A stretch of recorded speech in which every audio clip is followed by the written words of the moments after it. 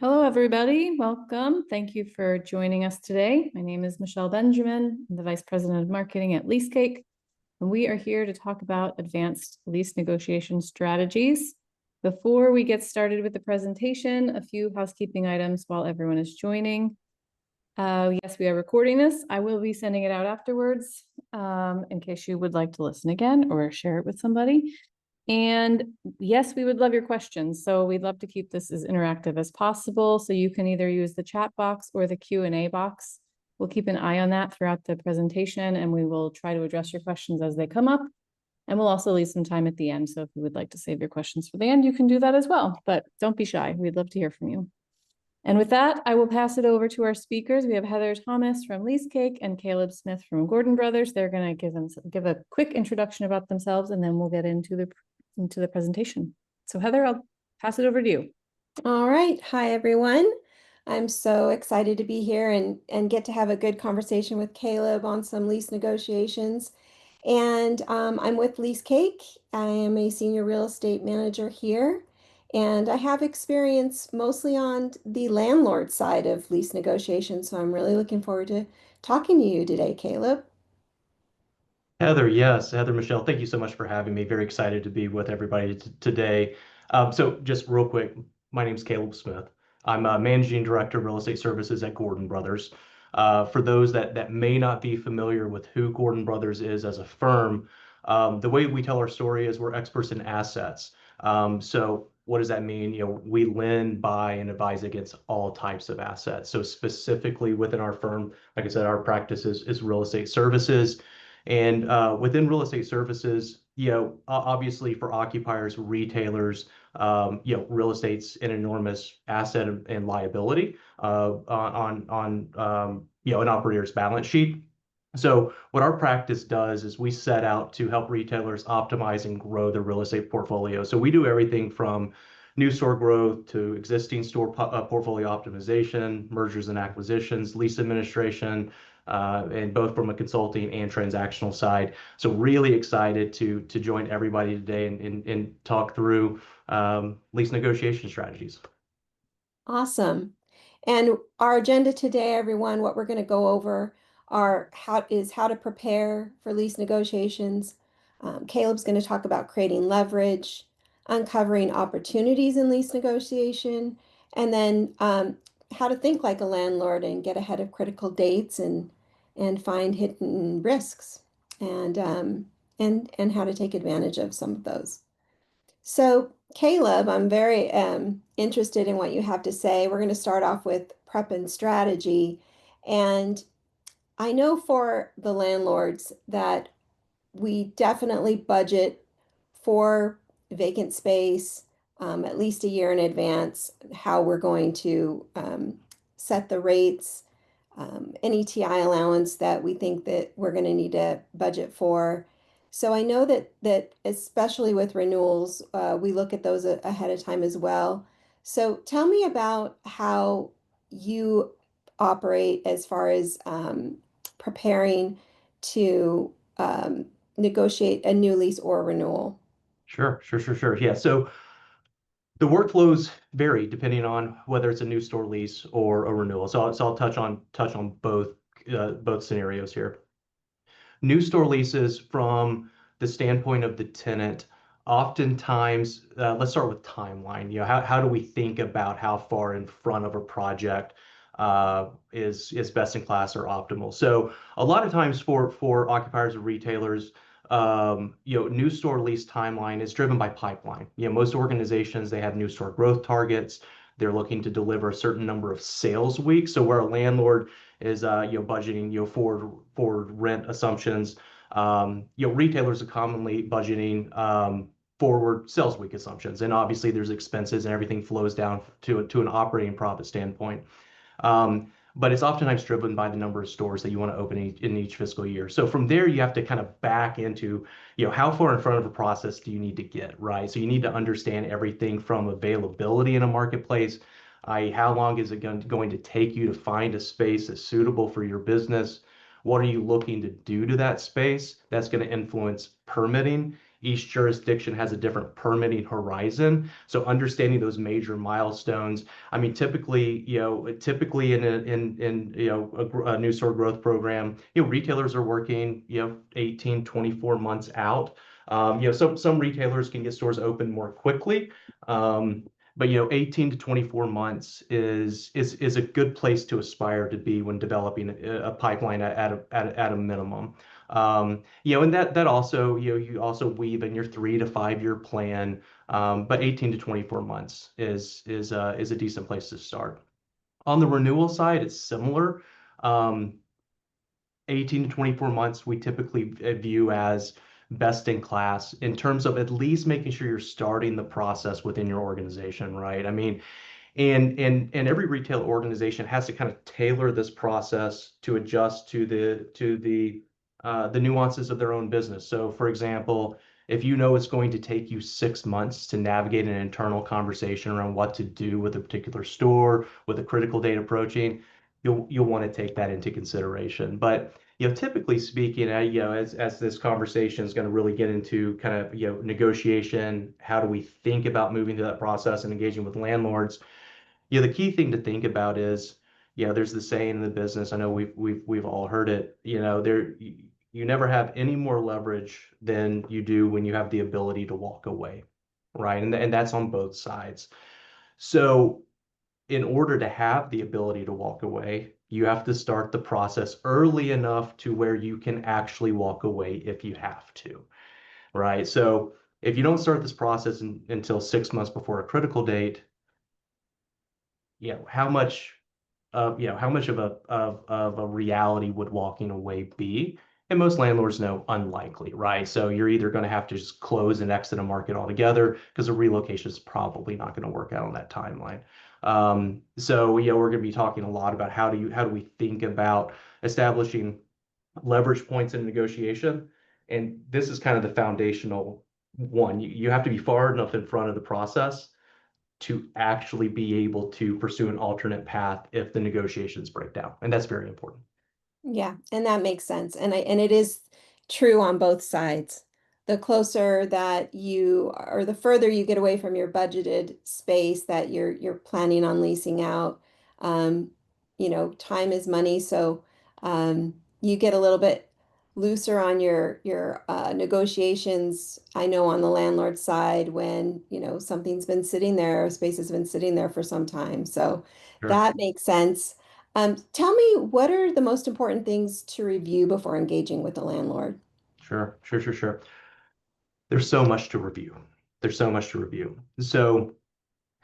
There, so we'll start with this premise, right? And so whether you're talking about signing a new store lease or a renewal lease, it's not just about the decision that you're making today. Is about how is this decision going to look in 5 or 10 years from now, right? Depending on the length of the committed term in your deal for a new store lease or a renewal lease, right? So since we're making a multi-year investment, we're making a wager on certain underlying characteristics of a marketplace or development, either remaining the same or improving. So really, starting with one, the business review plan for your own business. Okay. So, what are your short, midterm, long-term goals? Um, and then you start to get into individual market, individual site due diligence. Before you pick up the phone and you call a landlord, you have to make sure that you have the facts, right? So it could start, depending on the development type. If you're a retailer that's part of a large development, you'll want to understand the strength of that development. How are all the other co-tenants, how are they performing? Are these all top quartile operators? Is it, bottom quartile? Is there risk that for whatever reason the consumer's not resonating or is not as attracted to this development as maybe they once were? And that segues into the question of, is the development attracting the right customer for your business? Right? Trade areas change. The way consumers shop trade areas or shop developments can change over time in some instances. So you have to make sure that the customer is remaining viable for your individual business. And obviously there's some of the obvious stuff, vacancies, what's going on with space in the center. Are the drivers there? Are the drivers actually driving the type of traffic to the center that you might expect? Um, so there's due diligence around a specific development, the real estate, the customer, how the consumer shopping it. And then there's due diligence around market trends just in a trade area in general. What's happening with population? What's happening with incomes? This all ties into customer segmentation. Is the right customer living, moving, residing within this trade area? Has that changed over time, especially in the case of a renewal? Has anything changed? Right? I mean, it's a bit of a dramatic comparison because it doesn't commonly happen. But did the manufacturer in town shut down a year ago or 6 months ago? Or is the manufacturer going to shut down 6 years in the future and there's going to be 2,500 jobs that are no longer available in that community? Understanding those types of things before you pick up the phone, it's critical to establishing the due diligence.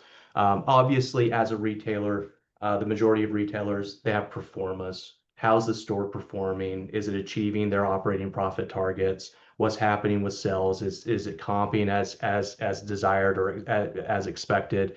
And then from an occupancy cost standpoint, what can the store afford, right? I mean, and typically an easy metric is to get an initial glance of how stable a retailer's P&L might be is what is the occupancy cost of sales, right? There's, depending on the type of retailer you are, we all have a pretty good sense, generally speaking, of what a business can absorb from an occupancy cost of sales standpoint. If you're at 20% occupancy cost of sales, that's a very fragile P&L. You're probably in many instances not making money. So there's going to have to be some work that has to be done. So really at the beginning, framing all of those details. So when you do have a conversation with your counterpart at the landlord's office, it could be meaningful, it could be anchored in facts, and it can provide a compelling point of view around whatever your ask are of that landlord. Those are really great points and things that I had not even, I didn't even know about as far as, just even talking about the manufacturing aspect of it. I've always thought that negotiations are always better after relationships are built. Obviously, if you take a landlord like, you have some space at the Rockefeller Center in New York, you already anticipate what they're going to say about the renewal or negotiating. You probably already have a relationship.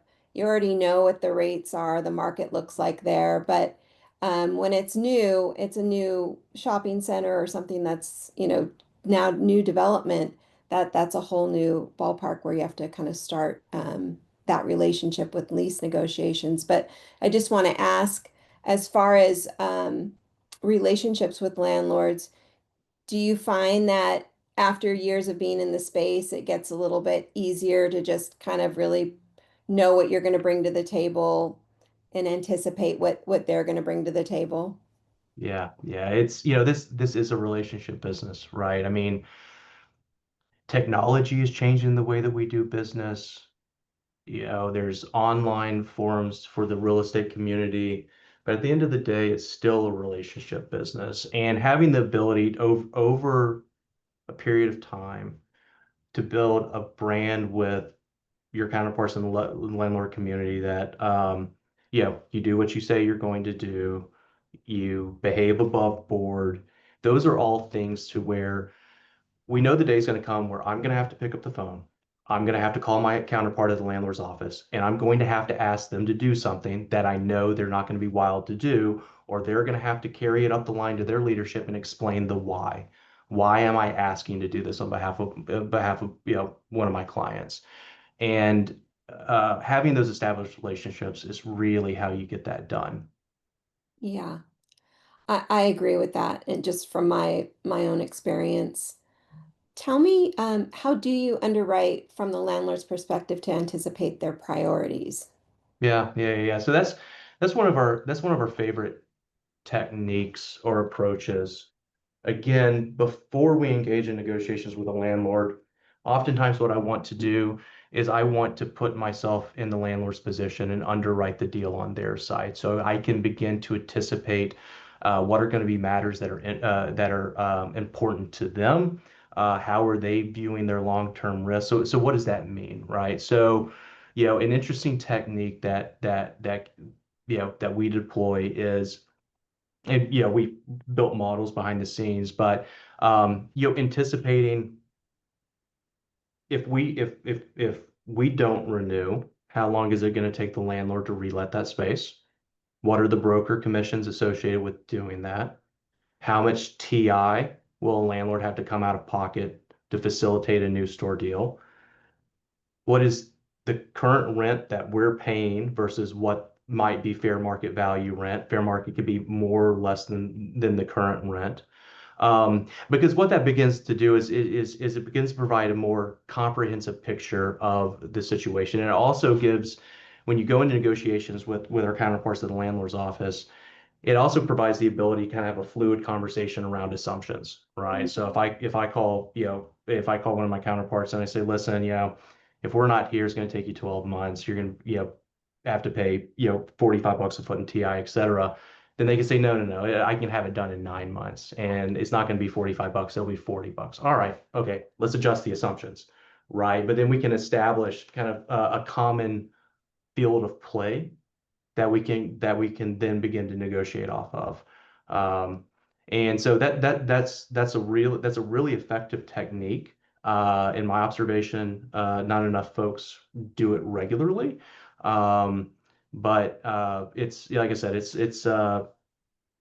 it changes the approach in the negotiation when you establish those facts early on, and I find that you can get to a more meaningful place of conversation more quickly by doing that.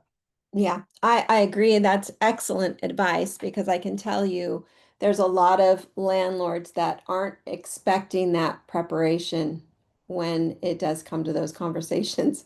So, good advice. So tell me also, how should you be looking at your portfolio holistically when planning to renew and renegotiate? Yeah, yeah, yeah, yeah. There's so many different ways we could talk about holistic portfolio management, right? I mean, for a retailer, at the end of the day, having a defined point of view on the strengths and weaknesses of your portfolio is so important, because that's the leading push on what is your real estate strategy. Where are you winning? Where are you losing? And why? Now, how do we do that? Some retailers point their sales forecasting models that many retailers will use to substantiate new store sales forecast. They'll point those technology tools towards their existing portfolio, so they can begin to try to have a quantitative point of view of store performance against what their model believes is obtainable. And then you could begin to understand, where are there instances where it doesn't matter how fast I run, it doesn't matter how high I jump, the demand just isn't there. The market's changed. Maybe we got it wrong 10 years ago when we opened the store, because you're really trying to, from the standpoint of from holistic portfolio optimization, again, making sure that your long-term fleet of stores is positioned in the best places. And even the most best-in-class retail operators in the country, some of the most recognizable names, nobody bats 1,000 on new store openings. The markets change. You have to stay on top of your store closures, making sure you're not putting good money after bad, making sure you can understand, where can I turn around a store? And like I said, where the market just isn't there, right? All of those conversations, all of that strategy, ultimately, for in the case of many retailers, arrives with designating a strategy for each individual store. We're going to renew these stores. This group of stores will only stay if A, B, and C can happen, whatever that might be. Maybe A is the operator has to fix the store. Maybe B is rent to sales is too high. Whatever is identified as the drivers of borderline performance. And then also designating these are the stores that either need to relocate to the other side of town for whatever reason, or maybe there's a market where the customer profile has just changed and it's no longer the customer, or maybe your business has changed some, and maybe you're targeting a customer profile that's a little bit different than what you were targeting 15 years ago. Yeah. And I think that's a good point, to kind of just looking more at the portfolio in a big picture than just kind of focusing on this is just this renewal and this store and this location and siloing all of that data or performance of just that store and taking a look at the bigger picture of your portfolio. That's right. It's really important. It's really important. And you know, it's like with anything. Sometimes your day-to-day is firefighting, right? So you're focused on the fires, and it's really important to take a step back and take a look at the portfolio holistically. And again, that ties back to, especially for renewals, getting in front of those 18 to 24 months so you can leave yourself space for these strategic conversations. So you're not just sitting right on top of a critical date and having to make a decision with incomplete data. Maybe not all the stakeholders have an opportunity to weigh in, and one of the operation partners knows something that is on the horizon or something that's just not being considered. So it all ties back to getting in front of that process. Absolutely. Let's talk about creating leverage. What are some ways to generate negotiation leverage with your landlord, either real or manufactured? Sure, sure, sure, sure. So, I mentioned at the top, if if you're engaging with a landlord, whether on a new store deal or on a renewal, and you have compromised your timelines, it's hard to manufacture leverage because the landlord will know it's not real. So it's hard to manufacture perceived leverage. So again, going back, you've got to get in front of this stuff, right? Because if for whatever reason the negotiations break down, both parties have to know that you have the ability to go somewhere else, right? And you can only do that with time. Now, hopefully that doesn't happen in the vast majority of deals. As we know, the landlord tenants is an ecosystem, right? We both need each other to survive. So the vast majority of deals get done one way or the other, right? And so, you know, techniques to identify negotiation leverage. I touched on it before. I think starting with landlord underwriting, establishing a foundation of facts is important. Other helpful techniques or considerations, the landlord's debt position, understanding if they have a refi coming up, understanding if the other tenants, especially the major anchors, how much term is left on those leases? Is it a financeable amount of term, right? Because at that point, the landlord's motivations might be changing. They've got to push out the debt. They need to get this balloon payment out of the way. Maybe they're not going to try to grind the last quarter per square foot out of this deal, because at the end of the day, they're ultimately solving for their debt position. So understanding what that looks like is really important. There's resources out there that you could subscribe to that can provide insight into debt positions. There are gaps in it, right? I mean, debt procured at credit unions, that's difficult to see, but CMBS debts out there, obviously large corporate debt for the big landlords is out there. So understanding that can be very impactful. I touched on it a little bit before when I mentioned what's going on with the other major anchors. But regardless of debt, like even if the landlord's notes, not going to expire for 10 years, understanding what's happening with the anchors is really important because if you observe that either through your local intelligence or what we can glean from technology, cell phone data, et cetera, that the major anchors are weak, or at least weak compared to their national or regional averages, then you should be questioning what's going to happen with that space, right? And when we start talking about anchors going out, one, it's going to change the way that consumers shop. You're gonna be missing a significant driver, and then many retailers are going to have co-tenancy rights, right? So if certain major anchors go out, there's going to be, rent relief for a period of time. So, understanding what that looks like in the negotiations, there's going to be a lot of leverage for retailers if the major anchors, if they're going. The third thing I would add is, and this is, again, many best-in-class retail operators, they are doing this, but where you have landlords that own multiple properties that you lease, and let's say they're large, sophisticated landlords, I encourage, well, let me back. It oftentimes makes sense to have some degree of a portfolio review with a landlord. Now, depending on the asset type, this is more commonplace in certain asset types than others, right? So for example, if you're a mall-based tenant, you're doing portfolio reviews with Simon, Westfield, all the major mall owners regularly. It's a standard practice. Power centers, it's not as much of a standard practice, but it's still done consistently for retail organizations that make it happen, right? So here's the value of a portfolio conversation, right? You can truly try to create a win-win, right? So let's say you have 20 stores with expirations in the next 24 to 36 months, whatever the case may be. And let's say of those stores, a quarter of them you need help with, right? Your sales are soft, so your P&L is a bit out of whack. You need a short-term bridge to keep the store viable while maybe you fix the operations, you fix the marketing plan, whatever you think you can do to drive the business. So you're going to be going to that landlord and having that type of conversation. But if you have a portfolio review with them, maybe there's 5 other locations with them that are very strong. And right, and so you can say, okay, I can work with you on these 5 over here. On these 5, I need help. For the ones in the middle, let's have a conversation, right? And so then that way, everybody's trading a little bit.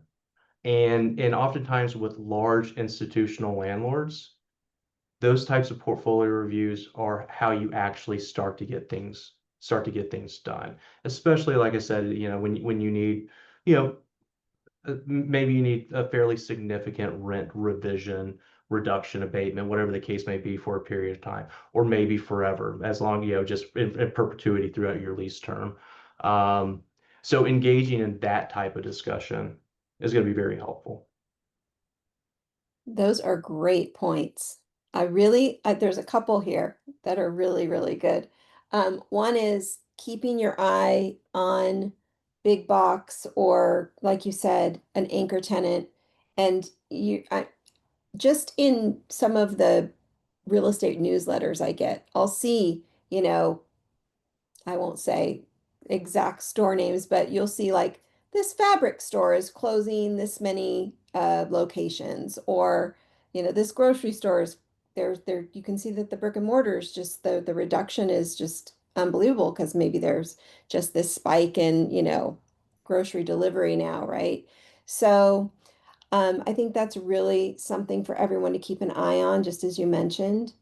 And then just the value you just brought in talking about having a landlord that you have multiple leases with, that you can go and talk about these stores, but at the same time, these ones that are performing really well, and kind of bring both of those to the negotiation, and kind of leverage the ones that are doing well with the ones that you maybe need help on.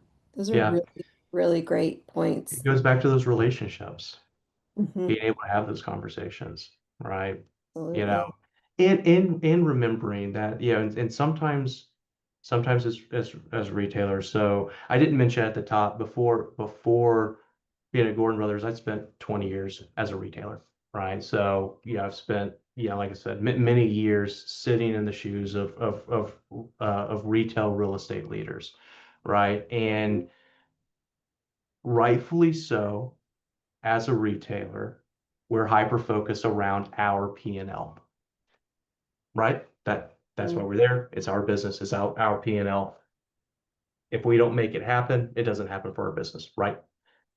It's also important, especially for the large landlords, to remember that they are a big business too, right? Absolutely. And you're not always going to get everything that you want. So curating those relationships, finding those moments for where you can share it wins is important, because the day's going to come where you're going to make a call and the ask is, only I, the retailer, wants to win here, and here's the reason why. Mm-hmm. Mm-hmm. Absolutely. And just having that relationship, um, even to have the landlord even consider when you're in that position and there's something that you need that they're not really getting much out of it. That's so important to have that established, that relationship established. Yeah, that's right. And you know, the day's going to come where a landlord's going to call many retailers and say, "Hey, I want to develop this out parcel, but you have rights to it." Right. Hmm. So Exactly. will Yeah. you grant a waiver? And depending on the strength of the relationship, oftentimes is a key consideration in how a retailer will respond. Yeah. Is it It is it goes a both fast ways. no because you didn't help me when I needed help, or is it you know what? Yeah, let's have a conversation. Right. Is there anything you want to add as far as how you effectively articulate the value that you bring to the center as a tenant that we haven't touched on? Yeah, so I'll add a few more things. So you know, broadly, uh, foot traffic generation, being able to articulate not only the number of customers that your specific presence is driving to the center, but also that customer profile. Um, that's important. That's a talking point that I will always want to have in my back pocket. Um, and then something else that I won't go over some of the other things that we talked about previously, but another theme that I haven't touched on is, especially when we think about value proposition, is credit profile, right? So when you're having a conversation with a landlord and you are a high quality credit tenant, obviously lean into that, right? Because it's about surety of payment for a landlord. And so, if you're commanding investment grade tenant or investment grade credit as a tenant, there's value to that, right? And so that should be to some degree recognized in the terms of the deal that you negotiate, particularly if you compare the terms that you receive versus a potential other retailer that's interested in your space but doesn't have an attractive credit profile. You should have a better deal, generally speaking, than a potential replacement tenant that is weaker on the credit front. Yeah. And all of those points that you just brought up, it really reminds me that it's just like when you engage with a broker and brokers that I've worked with, those are all the things they're looking at. When they're looking Oh, at for sure. where they're going to put you, I've got a space that I need to lease out, and you have a broker that's representing you on the landlord side, they're putting a profile together of, what existing foot traffic is there, what tenants are in the center, um, all of the things you mentioned that you would be looking at is also what the landlord, or what you would present to the landlord is the value you can bring is absolutely what landlords use to market the center for new tenants coming in. 100%. Like I Yeah. said, it's an ecosystem. Yes, absolutely. Yeah. So when it comes to negotiation opportunities, Mhm. beyond base rent, what should Mhm. operators focus on? Okay, so there's a lot. There's a lot here. So we'll roll through a few of the themes, and we can talk about a lot of these. So and maybe what we can do is we can kind of think of it think of it in two different buckets, terms that have financial implications and then non-financial terms that are important to be considered. Um, so as an extension of the financial terms, obviously nets, right? I mean, understanding, if you're in a shopping center, how is CAM defined? Um, and I mean, we've all seen it. These CAM provisions can be, 2 pages long, in some instances, but really just making sure you're clear on what you're signing up to reimburse for, right? And so there's no surprises. And as a retailer, to make sure that you've underwritten the performa appropriately so that on day one, let's say, in the first year, you get a CAM statement. and it's double what you had put in your pro forma. And let's say it's because you missed that, whatever could be a permitted cost that, could be passed through and whatever it might be. Well, from the first year, you're going to have a pro forma that's busted by that amount, right? So know what you're negotiating when it comes to nets. Make sure you model it correctly, right? Because you don't want a situation where, like I said, in year one, you automatically have a disconnect and you're trying to claw back the money through audits and which is a great practice and we'll talk about it, but you don't want to have a busted performance just immediately because you performed the nets wrong. Oh, sorry, were you going to say something? No, I was just going to Yeah. agree with you on the triple nets and looking at your proportionate share, especially in a shopping center where you have an anchor tenant. Is that anchor tenant included in the proportionate share, or is it just the inline tenants? Those are the kind of things that you want to make sure you're looking at when you're looking at your lease in the language of, or obviously when you're in the proposal stage. 100%. And what is an effective practice for some retailers is because based on how many retailers are structured, the individuals that are doing new store site selection, that are pushing through those initial LOIs into their real estate committee for approval, that are working with legal for the lease, those are different individuals than the folks that live with that lease from day one of opening. That's lease administration, portfolio management in a lot of organizations. So sometimes what we see is a disconnect between those two groups. So an effective practice is for the new store individuals to send over the terms of the deal or the lease over to their lease administration team before it's performed, before it goes into approval, and say, listen, here's the language. Um, and maybe the conversation, it is what it is. This is what it's going to take for us to get into this center. Can we live with it? How should we think about costs? Are there deal breakers in there? But then that way, everybody's synced up on the front end, and that's a really important practice.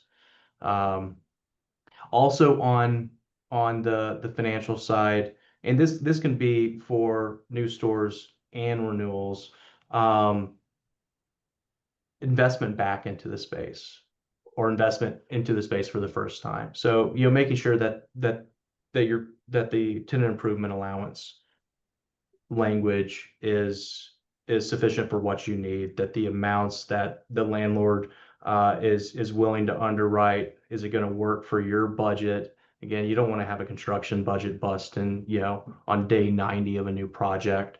And then also thinking about long-term remodel strategy. And this is particularly when we start thinking about renewals, right? So you have a store maybe you have a store that's been open for 20 years and it's a 20-year initial term.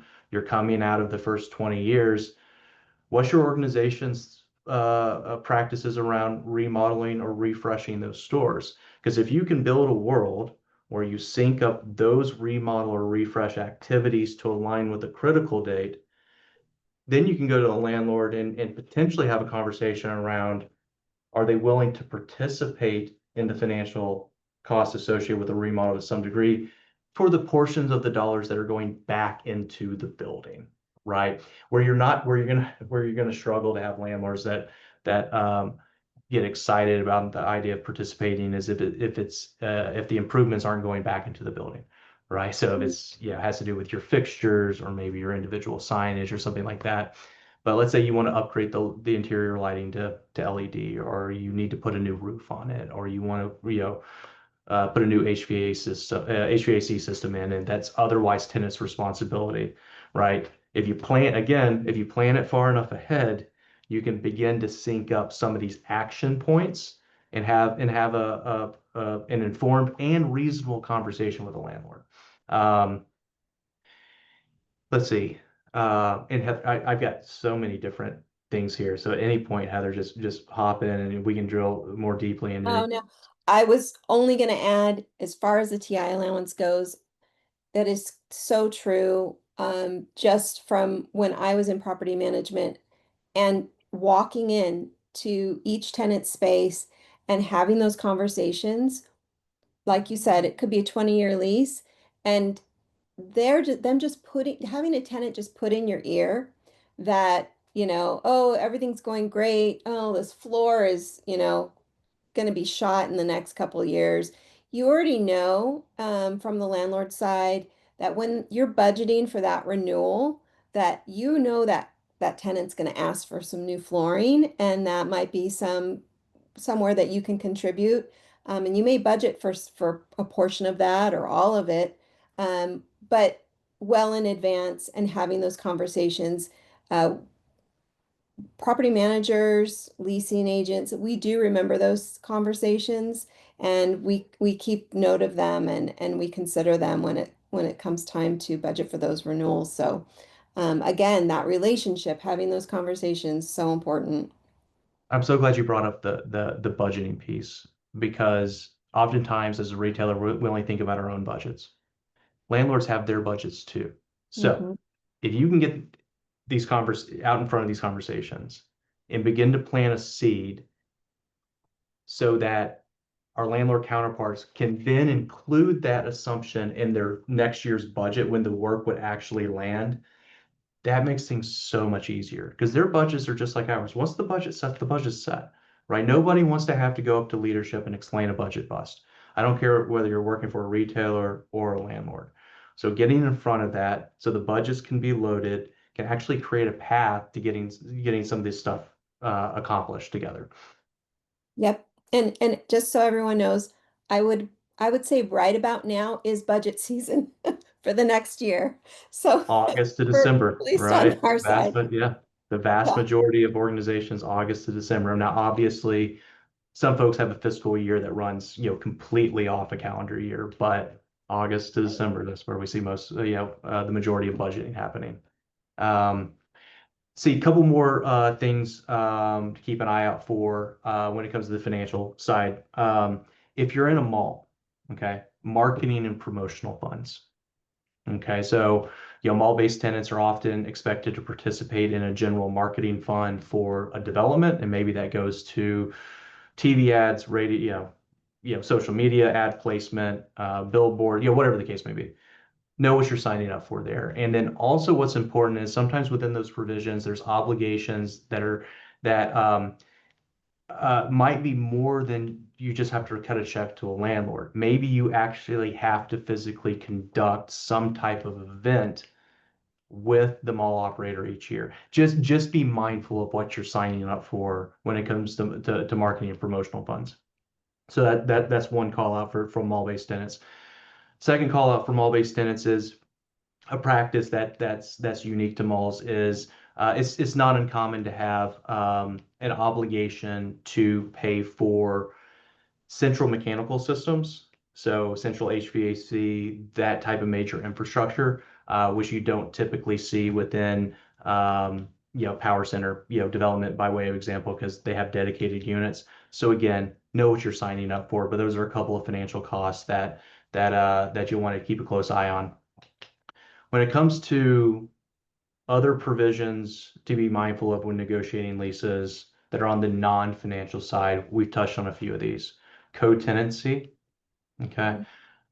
Understanding so a couple things. For a new store lease, when it comes to co-tenancy, understand what's important to your business, right? So if so-and-so leaves, it's going to detrimentally impact my business. Try to quantify that so that your recourse is appropriate to what you expect to occur. So by way of example, if you think your sales are going to go down 50% because so-and-so leaves, or maybe two major anchors leave, you don't want your rent relief to be 10%, right? So just make sure that you're syncing that up if it happens.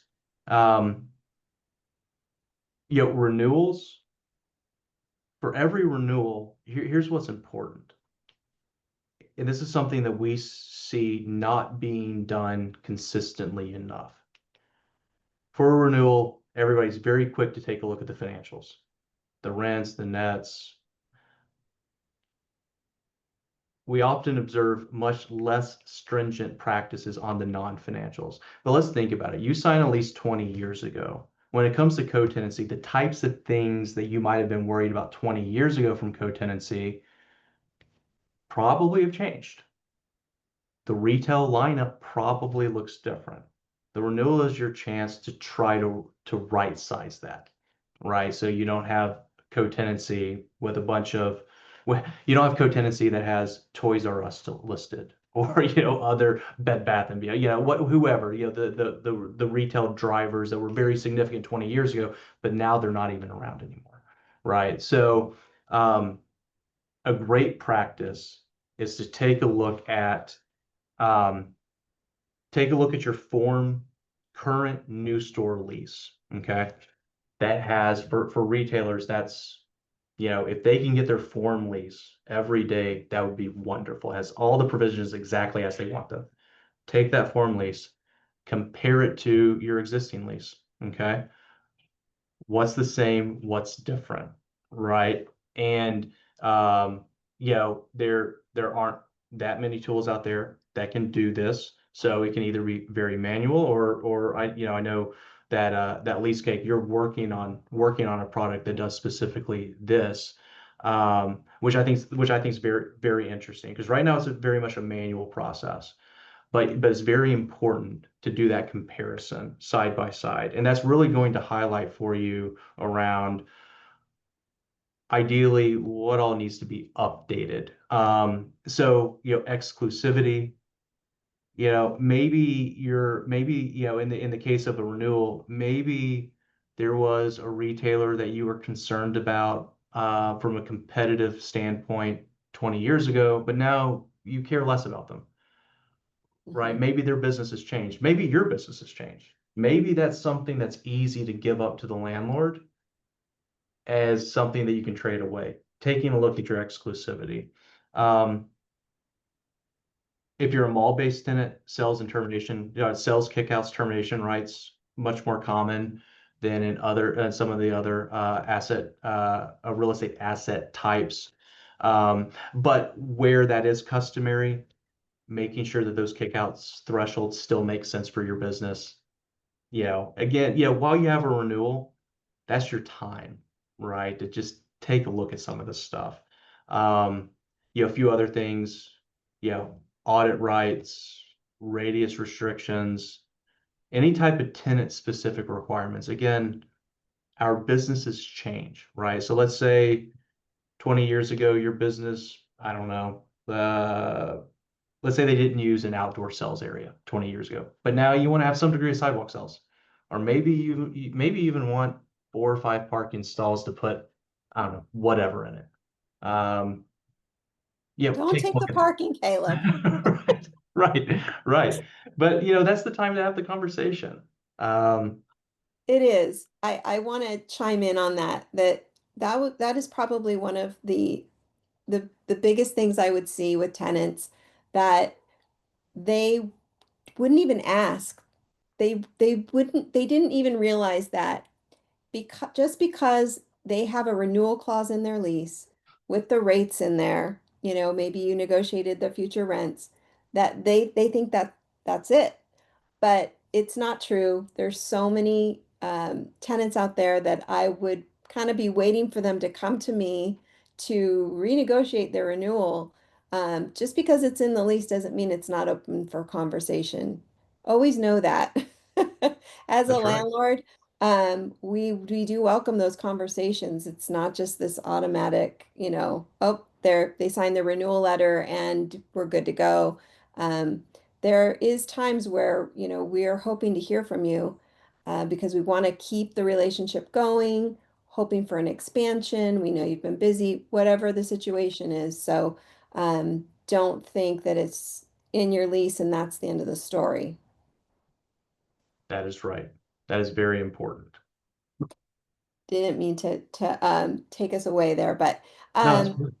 do you want to touch on, as far as even with renewals and initial leases, rent abatements or increases and structures, percent rent? Any suggestions on these? Yeah, so I see we have 11 minutes left. I want to leave some time for questions if there are any. I'll just touch on a few other things, and I'll lump kind of rent abatements, step up rent structures, percent rent into that. Just a few other things that might be overlooked clauses. Um, Keep an eye out for landlord relocation rights, more common in mall spaces than some other development types. Keep an eye out for those. Keep an eye out for a requirement to remodel, right? As a retailer, as a tenant, we like to dictate when we invest in our stores. Keep an eye out for when you've made a contractual obligation to a landlord to remodel. Um, Understand where listen, nobody plans for failure, right? That's not why we're in this business, but everybody needs to have a parachute in case the business bounces against you or we run into some macro level event that impacts our business. So understanding where you have to operate, where you have a continuous operation clause, understanding where you have decent sublease assignment rights if you can get them. Again, we're not planning for failure, but we need a parachute. Um, Keep an eye out for, so we've talked, about renewals and option periods. Keep an eye out for, make sure you understand where you have instances where the renewals automatically renew in the event that a certain action does not occur, Mm-hmm. right? Because you want to make sure you don't accidentally default, by default, extend a lease by virtue of not sending a letter that says, I am not exercising. Um, a few other things, particularly at renewals, especially for older leases. Um, it's not an exciting provision, but if a lease is 40 years old, take a look at the insurance provision, right? Does it make sense? I mean, obviously as a retailer, the majority of the time, the way that retailers insure their business is kind of irrespective of what a lease might require. But making sure that you are leasing compliance with whatever the insurance requirements are in a lease, and that whatever the landlord's obligated to carry in terms of insurance, that it makes sense. Um, and then, I've got a note here, ambiguous default triggers, especially in old leases, right? Make sure you have the ability to cure. Make sure you have really fair, that kind of the customary steps can be taken in that contract. Mm-hmm. Let's see, just keep an eye on time here, Heather. Rent abatements, step up rent structures, percent rent. Um, this is what I'll say about rent abatements. Rent abatements can be required for, a few different reasons that, I'm sure immediately come to mind for a lot of folks. This is what I'll say. Before you call your landlord counterpart and tell them you need a rent abatement, make sure that you are prepared to articulate a compelling reason why. Okay.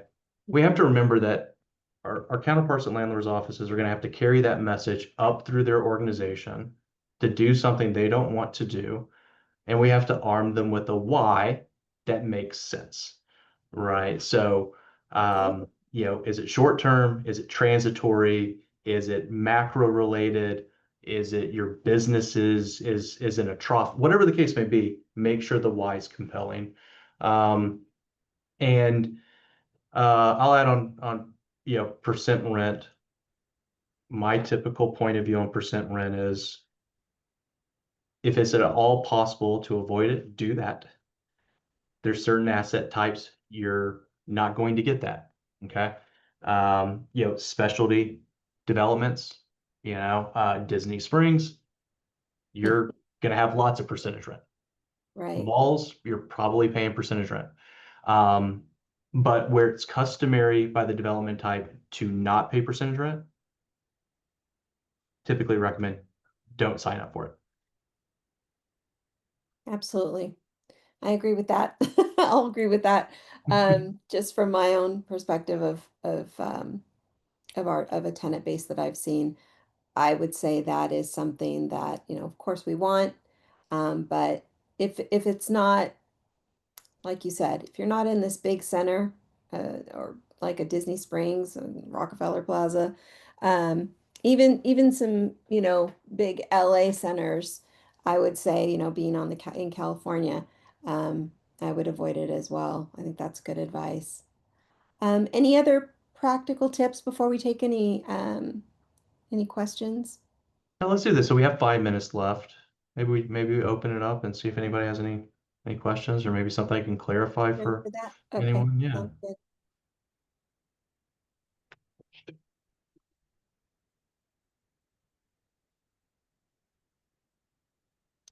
So if anybody has any questions.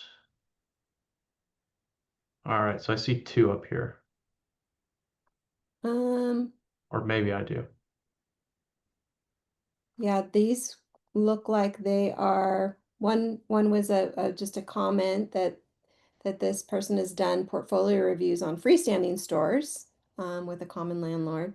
Oh, Uh, okay, yeah, yeah, yeah, very, very important. other one was just a thanks. I guess you guys Yeah, answered all the for questions. freestanding landlords, that plays too. That plays too, so if there's obviously incredibly large and successful retail organizations that are almost exclusively, or maybe it's 80, 90% freestanding, right? So and oftentimes if you're in the free, if that is your real estate strategy, probably you're going to have a lot of deals with realty income and other REITs that fit that profile, right? So yeah, the portfolio approaches can be very helpful. Let's see, we have a question. I find it okay. So I'll read the question for the benefit of everybody on the line. Uh, so I find it incredibly difficult to negotiate with landlords that have a predetermined renewal clause in the lease.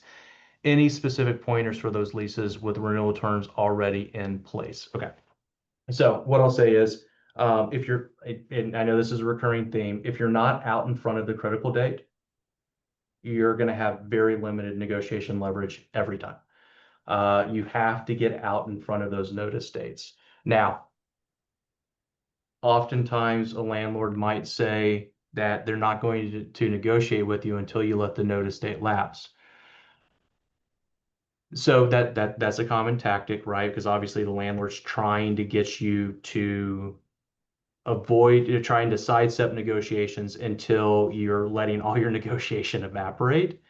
But if you get out far enough in advance of it, and you can go to market, find suitable relocation sites, and you can go to the landlord saying, listen, I'm not going to wait.